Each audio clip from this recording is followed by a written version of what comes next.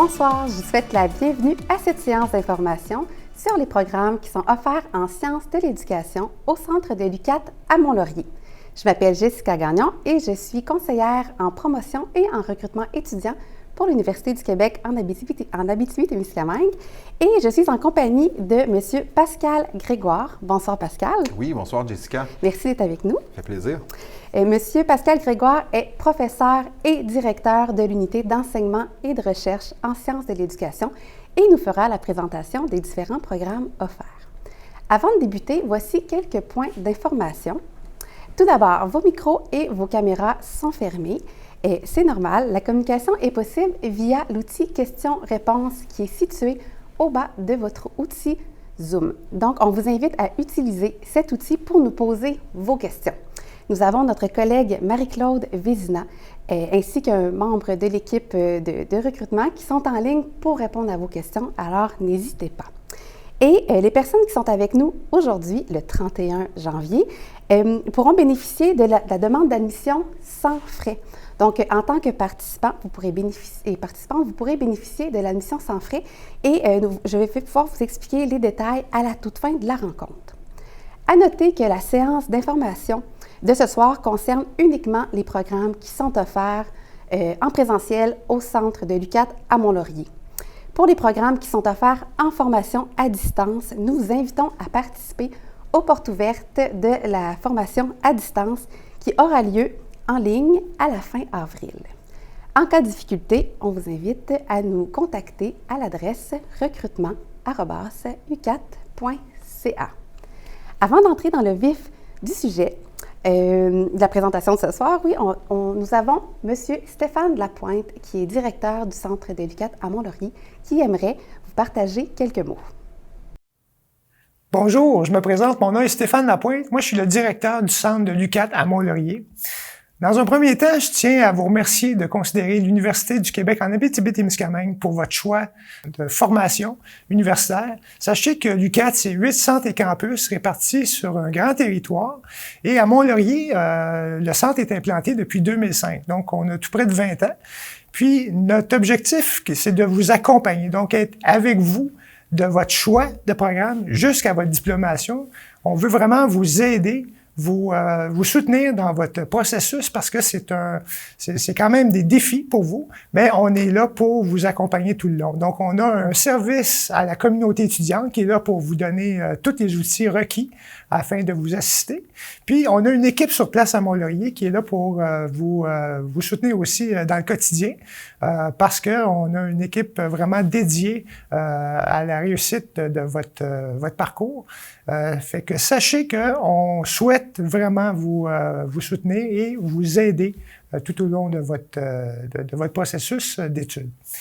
L'UQAT se dit humaine, créative et audacieuse, puis vous allez voir que c'est notre approche. On personnalise notre façon de faire avec vous. Vous allez voir, on a des professeurs qui sont dédiés, qui sont à votre écoute, qui sont là pour vous aider. Donc, quand vous avez des soucis, ils sont vraiment disponibles pour vous. Nous, on est vraiment là pour tenter de tout faire en sorte que vous réussissiez votre parcours du mieux possible. Fait que j'espère que vous allez avoir toutes les informations requises dans la séance que vous suivez actuellement. Sinon, mais sachez qu'on reste disponible aussi pour répondre à vos questions après coup, parce que c'est un choix qui nécessite beaucoup de réflexion. Puis, on veut vraiment vous donner tout ce qu'il faut comme information afin que vous fassiez le meilleur choix possible dans votre processus décisionnel pour entamer un programme universitaire chez nous. Fait que merci, puis au plaisir, j'espère, de vous voir parmi nous prochainement. Merci, M. Lapointe, pour ce mot de bienvenue. Aujourd'hui, nous allons donc vous présenter les baccalauréats qui sont offerts au Centre de Mont-Laurier, soit le baccalauréat en éducation préscolaire et en enseignement primaire, le baccalauréat en enseignement secondaire et les concentrations mathématiques et univers social, le baccalauréat en enseignement de l'anglais langue seconde et nous allons aussi aborder le baccalauréat en enseignement professionnel ainsi que 2 programmes de 2e cycle qui sont offerts à Mont-Laurier, soit la maîtrise en éducation ainsi que le DESS en gestion d'établissements d'enseignement. Alors, tout d'abord, Pascal, avant d'entrer dans les détails de chacune de ces formations, est-ce que c'est possible de nous parler des éléments qui sont en commun pour l'ensemble de ces baccalauréats? Oui, tout à fait, Jessica. Les programmes de baccalauréat qu'on offre au Centre de Mont-Laurier, évidemment, ce sont des formations à temps plein qui durent, règle générale, 4 ans, 3 ans et demi dans le cas d'un de ces programmes-là, et qui mènent tous au brevet d'enseignement, qui est une autorisation légale d'enseigner, donc qui nous permet de postuler plusieurs contrats différents par la suite. Ces programmes-là ont tous en commun, bien sûr, puisqu'ils mènent à l'obtention d'un brevet, de développer les compétences professionnelles pour l'enseignement. Donc, on veut amener les gens, bien évidemment, à devenir des détenteurs d'un certain savoir, mais aussi, par exemple, à s'habituer à piloter un groupe classe ou à faire de la planification d'apprentissage ou à intervenir auprès d'élèves en difficulté, par exemple. Et bien sûr, pendant qu'on fait ça, pour arriver à développer ces compétences professionnelles-là, on essaie d'offrir un environnement d'études qui va être propice à ces apprentissages-là. Et ça veut dire quoi concrètement? Bien sûr, proximité avec les professeurs. On a des groupes qui sont de petite taille, règle générale. On a des petites cohortes aussi, donc c'est facile de tisser des liens à l'intérieur avec d'autres étudiants et étudiantes avec qui on chemine. Donc, c'est un avantage qu'on offre, bien sûr, à l'UQAT en général, mais particulièrement au Centre de Mont-Laurier. Également, dans tous nos programmes de bac, on offre des stages, donc de la formation pratique. C'est plus qu'un stage, en fait. C'est un moment fort de la formation où un professeur d'université ou un chargé de cours, un enseignant dans un milieu de pratique, la direction de l'école vont unir leurs efforts pour amener nos futurs enseignantes et enseignants à développer, à déployer mieux les compétences professionnelles. On offre aussi, dans le cas de tous nos bacs, un horaire qui va être adapté pour permettre aux gens de faire de la suppléance aussi pendant leurs études. Typiquement, le vendredi, donc on tente par tous les moyens possibles de suspendre les cours d'université pour que les gens puissent être dans les milieux, donc dans les centres de services scolaires, pour faire de la suppléance, entre autres choses. Et ça participe aussi à une bonne formation. Et les étudiants et les étudiantes qui sont au Centre de Mont-Laurier ont aussi accès à une didactèque. Dites-nous, qu'est-ce qu'on retrouve dans une didactèque? Oui, tout à fait. Didactèque, bien que le mot ressemble à bibliothèque, on y trouve donc aussi des documents, c'est sûr, mais ça va plus loin, en fait. À la bibliothèque, on retrouve plus que des documents maintenant, me dirait-on. Mais la didactèque, elle est très particulière dans le sens où on retrouve bien sûr des livres, donc qui vont être essentiels, par exemple des collections de matériel scolaire, du matériel didactique qu'on utilise dans les écoles, ce qui permet à nos enseignants, nos futurs enseignants et enseignantes d'avoir accès à ce matériel-là d'avance. Mais on trouve aussi beaucoup d'autres matériels plus spécifiques. Par exemple, des trousses de matériel pour l'apprentissage des mathématiques. Donc, qu'on va utiliser en classe de primaire pour que les enfants puissent jouer avec des éléments qui leur aident à apprendre les concepts propres aux mathématiques, par exemple. On offre également plusieurs outils technopédagogiques dans les didactèques. Je pense par là à des iPads, à des casques de réalité virtuelle qui peuvent servir en classe, donc plus tard, à faire apprendre des choses aux élèves. Et pour faire apprendre les élèves à l'aide de ces outils-là, il faut pouvoir mettre les mains sur les touches, utiliser ce matériel-là pendant la formation initiale et on l'offre à la didactèque, entre autres au Centre de Mont-Laurier, pour que les gens puissent s'initier à ça. Donc, ces outils-là vont permettre aux gens de devenir autonomes dans leur pratique, évidemment.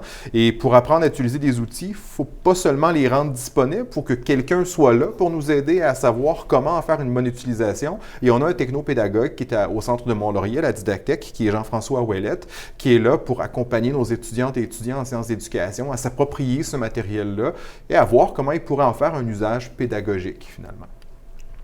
Et concernant nos programmes de baccalauréat, on a plusieurs spécialisations, si on veut.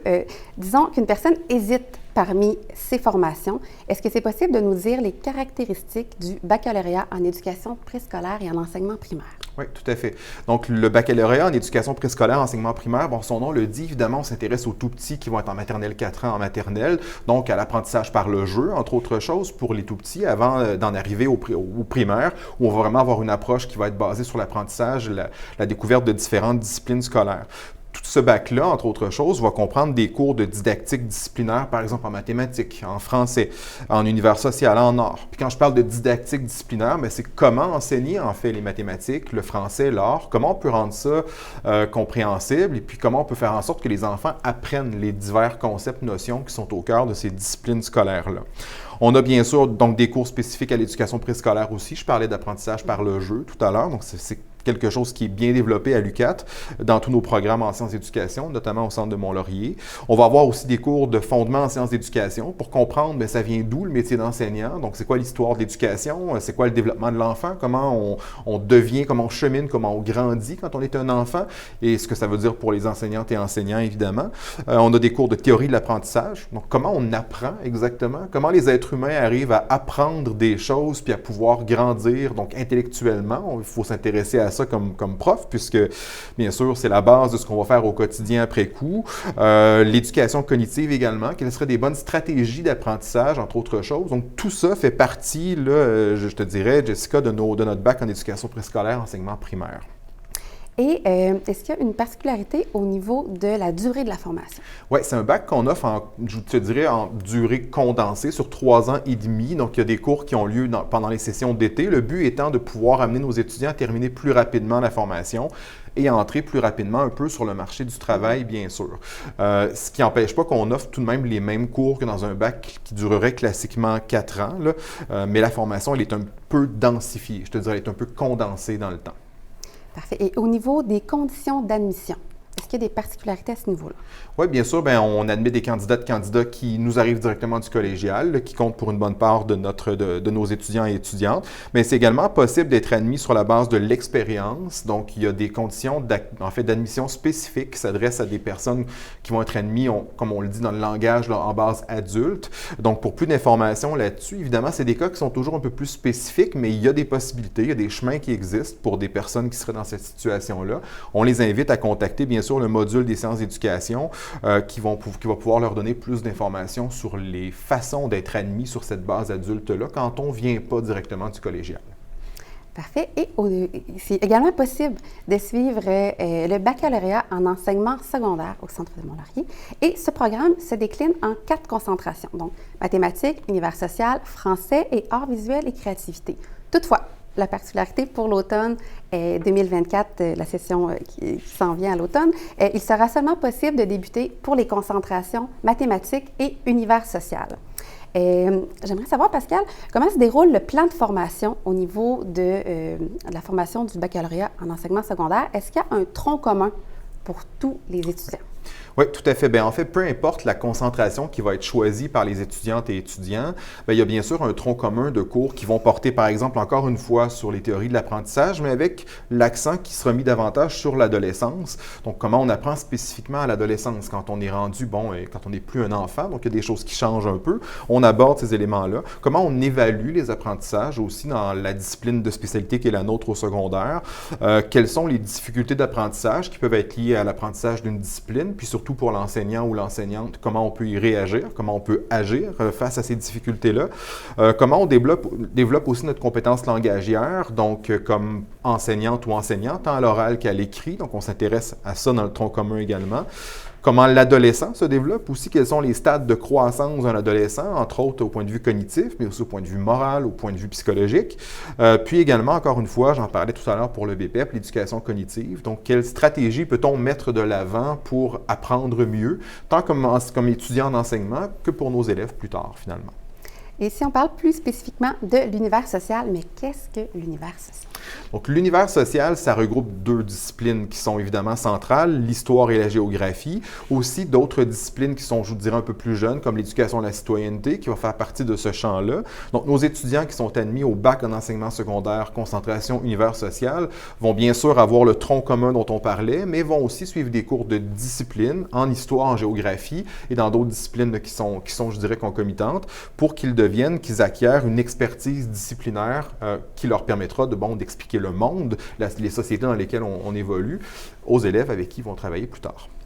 Et au niveau des mathématiques, j'ai envie de vous demander, est-ce qu'on a besoin d'être très bon en mathématiques pour déposer une demande d'admission pour la concentration mathématique? Bien, c'est une bonne question. Est-ce qu'on a besoin d'être très bon? C'est sûr qu'il faut avoir un intérêt pour les mathématiques et il faut avoir réussi certains cours de mathématiques préalablement à l'admission. Donc, pour être admis au bac en enseignement secondaire, concentration mathématique, il faut avoir réussi les cours de mathématiques qui sont offerts au cégep, c'est-à-dire les cours de calcul différentiel, de calcul intégral et aussi d'algèbre vectorielle et linéaire. Donc, ces cours-là doivent avoir été réussis. S'ils n'ont pas été faits au cégep, ils peuvent être bien sûr faits en contexte universitaire, mais il faut qu'ils aient été suivis, il faut avoir ces connaissances-là un peu plus avancées qui vont permettre de poursuivre l'étude de la mathématique pendant le bac en enseignement des mathématiques au secondaire. Et au niveau des conditions d'admission, est-ce qu'il y a une particularité pour le niveau secondaire? Le niveau secondaire, c'est un petit peu, je te dirais, comme au BPEP. Donc, il faut avoir, sur une base collégiale, c'est possible d'admettre les étudiants. Il y a d'autres chemins qui existent encore une fois. Puis, pour qu'on étudie ces candidatures-là, on a des responsables de programme. Par exemple, pour les mathématiques l'enseignement des mathématiques au secondaire, c'est le professeur Rida Najar, à qui on peut écrire au besoin pour valider si on serait admissible à un programme. Et pour l'univers social, c'est le professeur Sylvain Beaupré qui est responsable de cette concentration-là. Donc, c'est possible de le contacter, puis il pourra orienter les personnes candidates qui arriveraient peut-être pas directement du collégial ou qui n'auraient pas un diplôme d'études collégiales, mais qui auraient une expérience différente, pour voir s'il y a des chemins qui existent pour qu'on puisse les admettre puis les accompagner ensuite. Et on a parlé univers social et mathématiques. Si une personne est intéressée par une autre concentration qui est offerte au baccalauréat en enseignement secondaire, est-ce qu'il y a des avenues possibles éventuellement?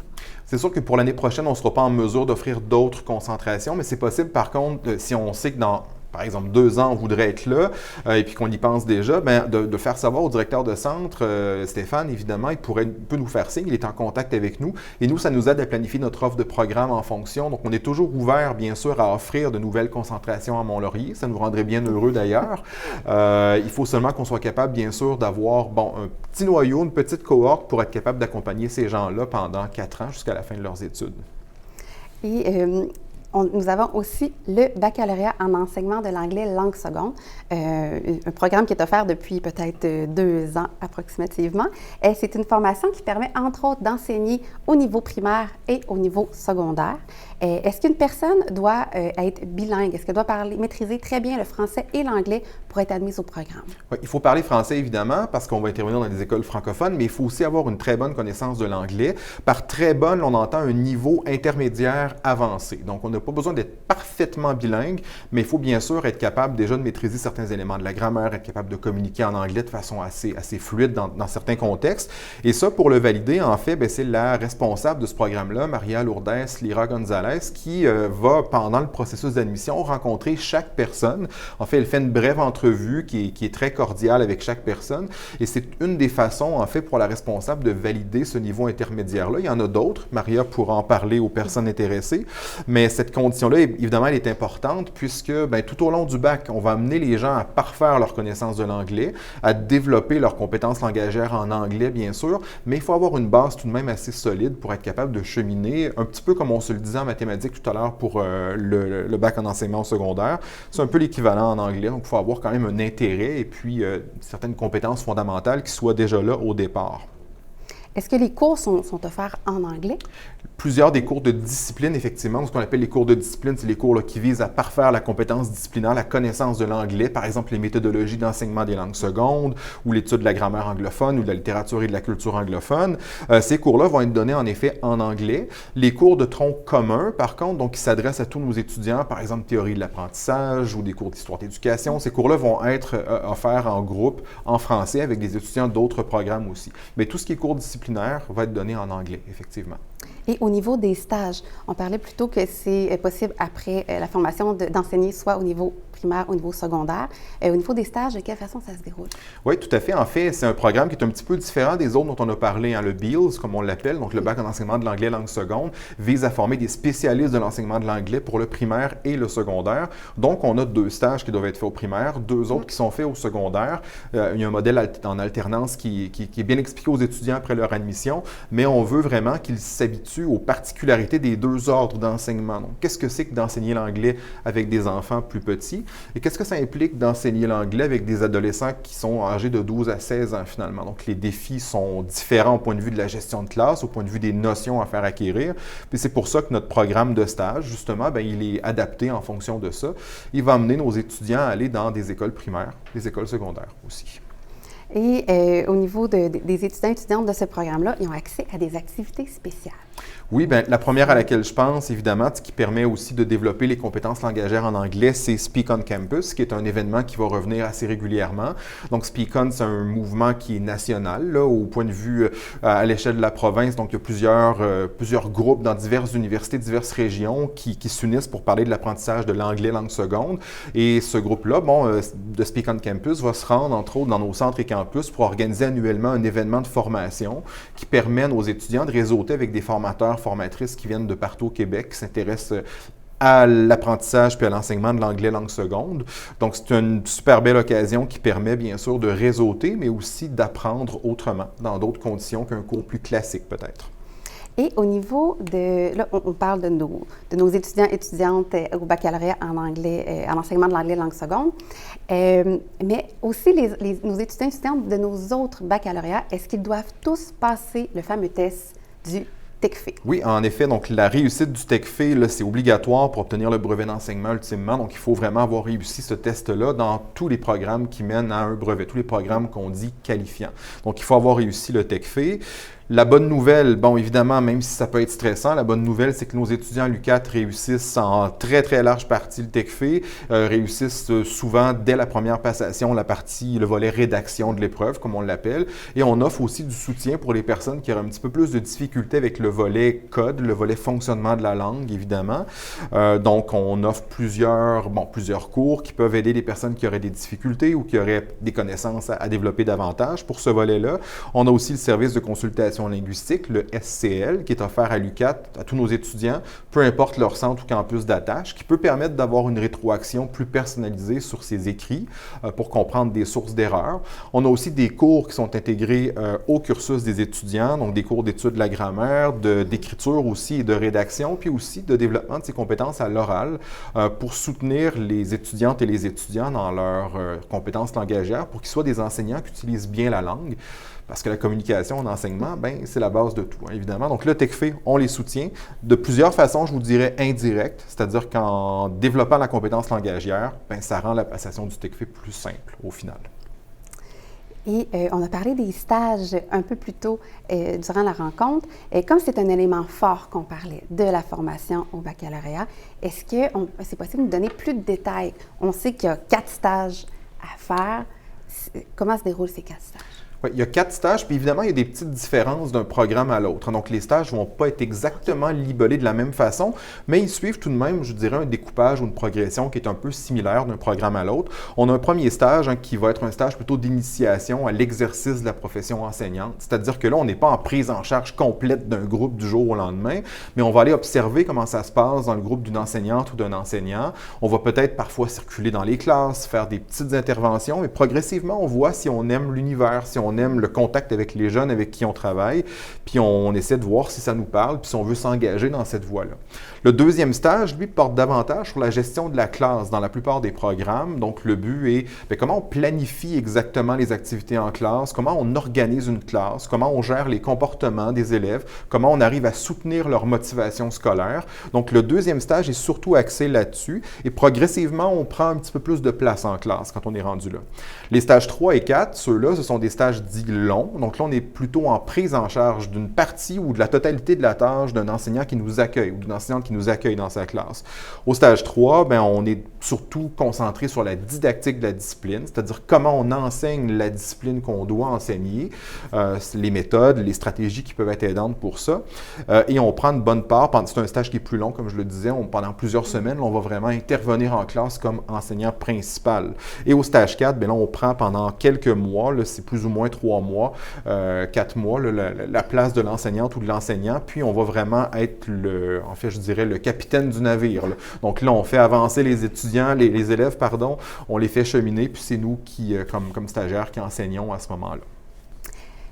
Et disons, les étudiants et étudiantes, est-ce qu'ils choisissent eux-mêmes leur stage? Disons qu'ils sont des résidents directement de Mont-Laurier ou qui habitent dans une ville à l'extérieur de Mont-Laurier, est-ce que c'est eux-mêmes qui font les démarches pour leur stage? Oui, on a une agente de stage donc, qui est actuellement basée à Rouyn-Noranda, mais on essaie puis on espère que ça va bien fonctionner d'avoir une agente de stage qui serait bientôt basée à Mont-Laurier. Donc, on se croise les doigts pour que ça fonctionne, mais bon, on est en train de rechercher la perle rare. Et ces personnes-là, les agentes de stage, vont soutenir les étudiantes et les étudiants pour trouver un stage qui les intéresse dans un milieu où ils ont envie d'aller.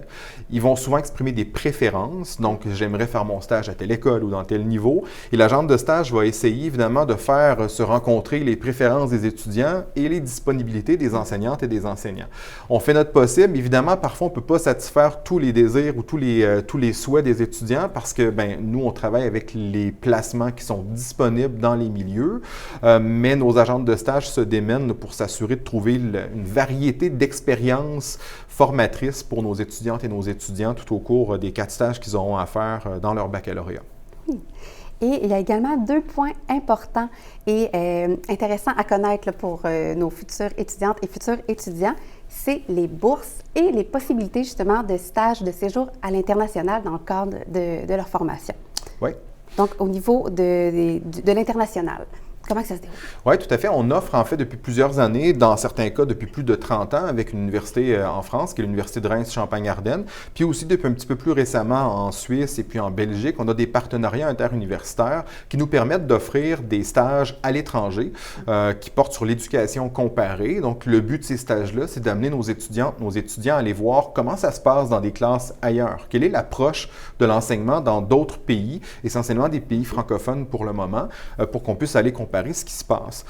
Il y a plusieurs formats de stages différents qu'on offre. Il y a un stage plus court qui s'appelle l'Eurostage, c'est un peu le surnom qu'on lui donne, qui est un stage culturel et un stage pédagogique, donc qui permet à nos étudiants d'aller en France la plupart du temps. Ils vont aller observer pendant une semaine ce qui se passe dans des classes françaises. Ils sont plus en mode petites animations, interventions, observations. Et une autre semaine qui est un stage plus culturel, celui-là, pour découvrir, souvent des endroits, des lieux emblématiques qui peuvent servir à bonifier l'enseignement rendu quand on vient au Québec, finalement. On a aussi, toujours en France, celui-là, un stage de pratique accompagné qui s'adresse à un plus petit nombre d'étudiants. L'Eurostage, souvent, c'est des groupes plus importants, 12-15 étudiants qui vont partir ensemble pendant 2-3 semaines. Le stage de pratique accompagné s'adresse souvent à 2-3 étudiants qui vont partir en mai-juin faire vraiment une prise en charge en classe, en France, pendant plusieurs semaines, et puis qui vont être accompagnés par une équipe là-bas et par des profs aussi de l'UQAT ici. Donc ça, c'est une autre possibilité qu'on offre pour des gens qui, peut-être à la suite d'Eurostage, voudraient justement retourner là-bas et continuer à approfondir l'expérience. Donc, on offre ça aussi. Puis, on offre même un semestre d'études à l'étranger à des personnes, encore une fois, un petit nombre d'étudiants qui voudraient aller faire une session d'études à l'étranger dans le cadre de leur programme et c'est crédité et reconnu dans la formation. Ça permet d'avoir d'autres perspectives sur la formation des maîtres à ce moment-là, en France particulièrement. C'est très intéressant. D'ailleurs, à l'UQAT, nous offrons aussi un service au niveau de la mobilité étudiante, donc qui peut d'ailleurs soutenir les étudiants qui souhaitent justement aller faire des stages à l'étranger. On a aussi les bourses, je vous parlais un petit peu plus tôt des bourses. Pour nos étudiants des baccalauréats en sciences de l'éducation, vous avez accès en fait à la bourse Perspective Québec qui permet d'avoir un montant de 2 500 $ par session sur 6 ou 8 sessions de votre formation. Vous avez aussi la bourse d'excellence aux futures enseignantes et futurs enseignants. C'est une bourse d'excellence, donc qui est basée tout d'abord sur la cotère au niveau collégial et par la suite au niveau de votre moyenne cumulative. Donc, bourse d'excellence veut dire qualité et excellence du dossier étudiant au courant de votre formation. Cette bourse peut aller jusqu'à 7 500 $ par année. Et toutefois, c'est important de savoir que ce n'est pas possible d'avoir accès aux 2 bourses simultanément. Aussi, il est possible de déposer votre candidature pour des bourses offertes par la Fondation de l'UQAT et par l'Association générale étudiante de l'UQAT. C'est des bourses qui sont offertes par centre et campus, donc c'est avantageux pour les étudiants et étudiantes du centre. Et il y a d'ailleurs un gala de bourse qui est organisé à chaque année au centre de Mont-Laurier pour offrir les bourses aux récipiendaires.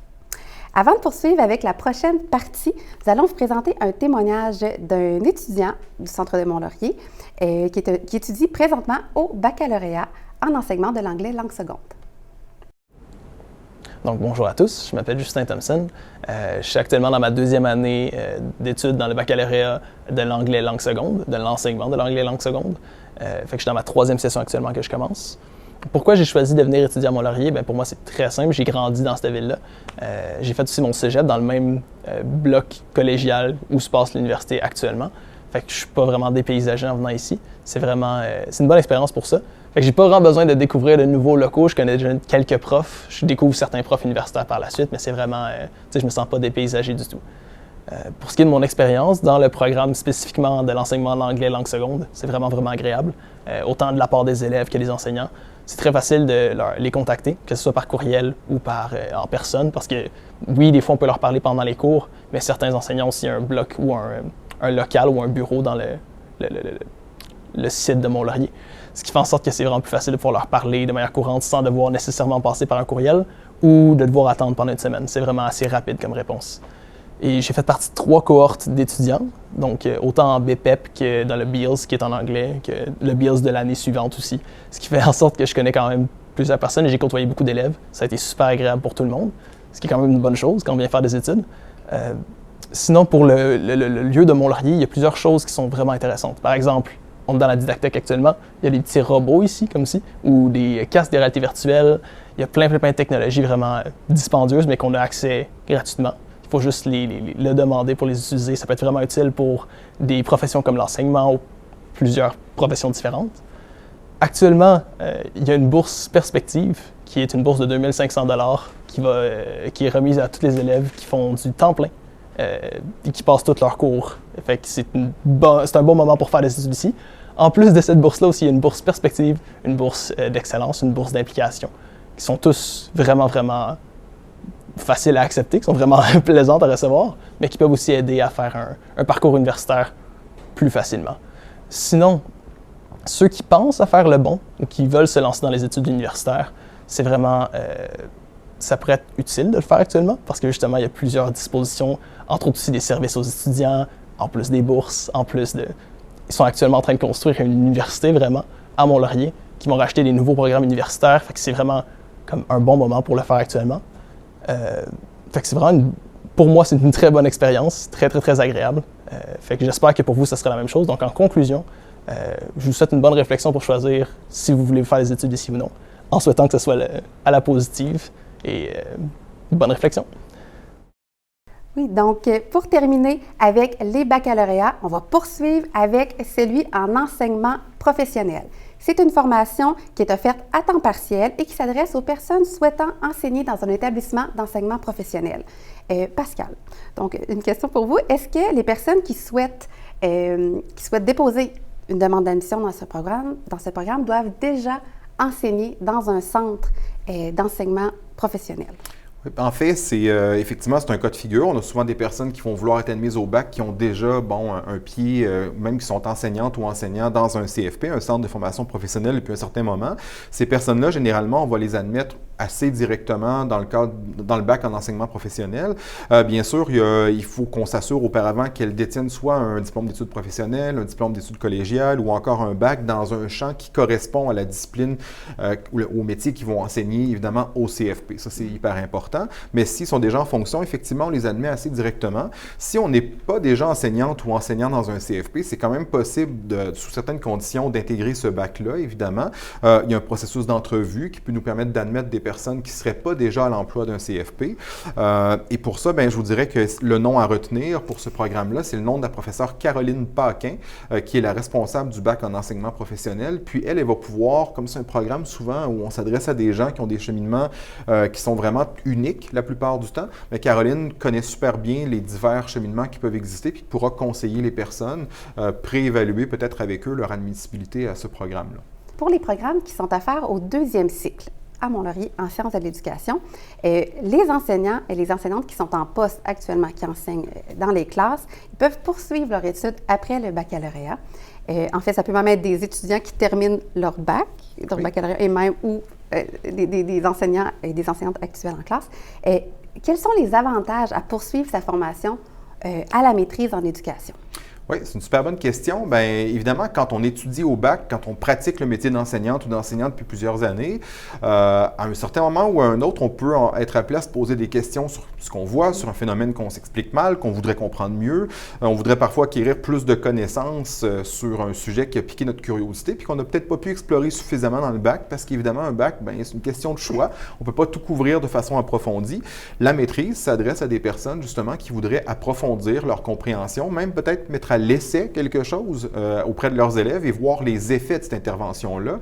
Donc, à ces personnes-là, bien, c'est à elles que s'adresse la maîtrise en éducation, qui est un programme, bon, évidemment, qui ne mène pas à faire un mémoire. Ce n'est pas le but de ce programme-là.